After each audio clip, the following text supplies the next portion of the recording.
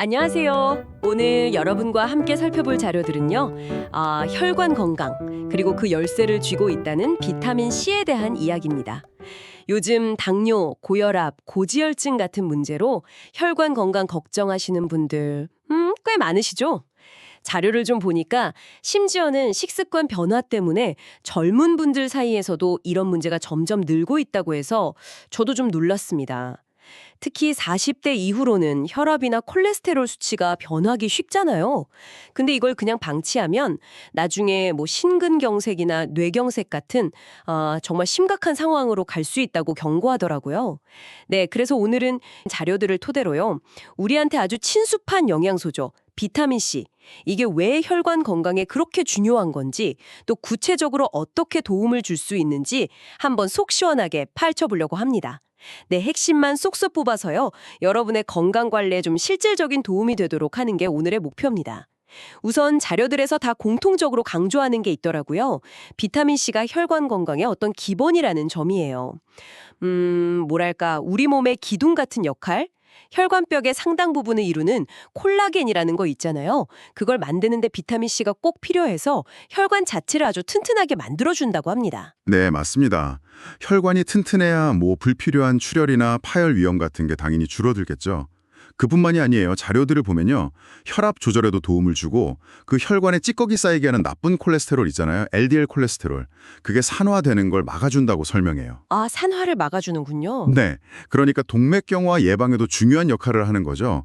또 혈액순환을 돕고 피가 굳는 거, 그러니까 혈전 생성을 억제하고 혈관 염증까지 줄여준다고 하니까요. 정말 여기저기 안 끼는 데가 없는 영양소입니다. 와, 진짜 팔방미인이네요. 그런데 이렇게 중요한 비타민 C, 우리가 평소에 충분히 먹고 있을까요? 여기서 정말 주목할 만한 데이터가 나옵니다. 2020년 국내 연구 자료인데요. 이걸 보면 생각보다 많은 한국인들이 식사만으로는 비타민C를 충분히 섭취하지 못하고 있다는 거예요. 특히 50세 이상에서는 절반 이상이 평균 필요량에도 미치지 못하는 실정이라고 하니까 이건 좀 심각하게 봐야 할 문제 같아요. 네, 절반 이상이나 부족하다고요? 와, 그건 정말 충격적인데요. 그럼 자료들에서는 구체적으로 어느 정도 먹으라고 권장하나요? 기본적으로는 하루 100mg 이상은 꼭 섭취하라고 권장하는데요. 자료들은 좀 더 적극적인 관리를 제안하고 있어요. 그냥 건강 유지 차원에서는 하루에 400mg에서 한 1000mg 정도. 그리고 좀 더 나아가서 혈관 건강 개선을 목표로 한다면 2000mg 내외까지도 언급이 되고 있습니다. 1000mg, 2000mg, 생각보다 꽤 많은 양인데요. 실제로 그 정도 먹었을 때 효과가 있다는 그런 연구 결과 같은 것도 있나요? 네, 있습니다.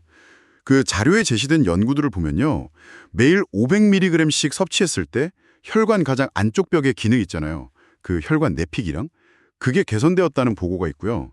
또 1000mg 정도 섭취했을 때는 혈당이나 혈중 지질 수치가 감소했다는 결과도 있어요. 혈당이랑 지질까지요? 네.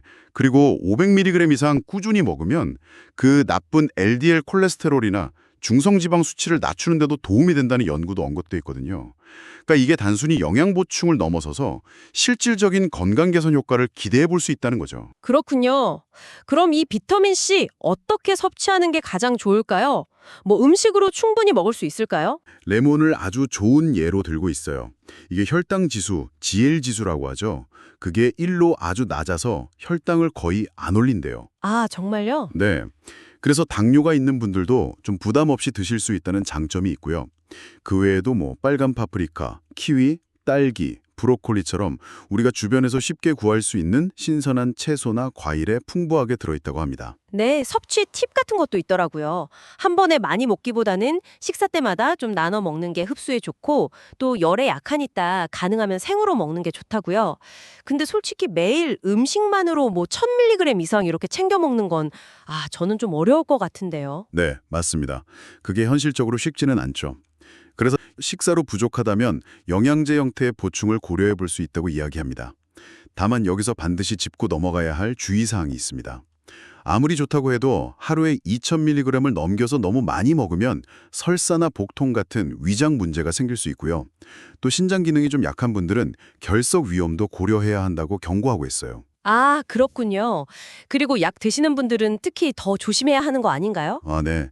그 점이 정말 중요합니다. 아주 잘 짚어주셨어요.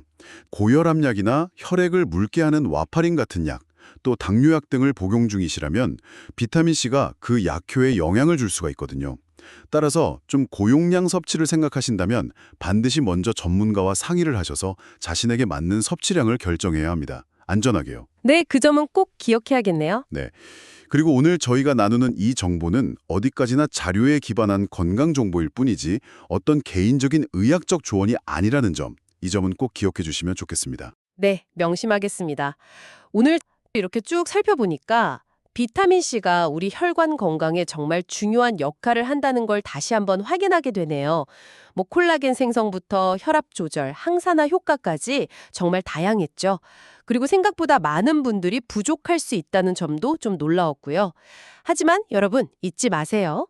비타민C 섭취는 이 퍼즐의 한 조각일 뿐입니다.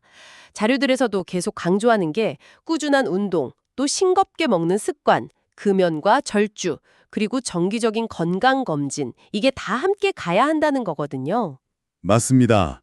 이 정보들을 통해서 비타민C가 여러분 혈관 건강에 어떤 든든한 기초 공사가 될 수 있다는 점을 아셨을 겁니다. 그렇다면 여기서 잠시 멈춰서 생각해 볼 질문을 하나 던져드리고 싶습니다.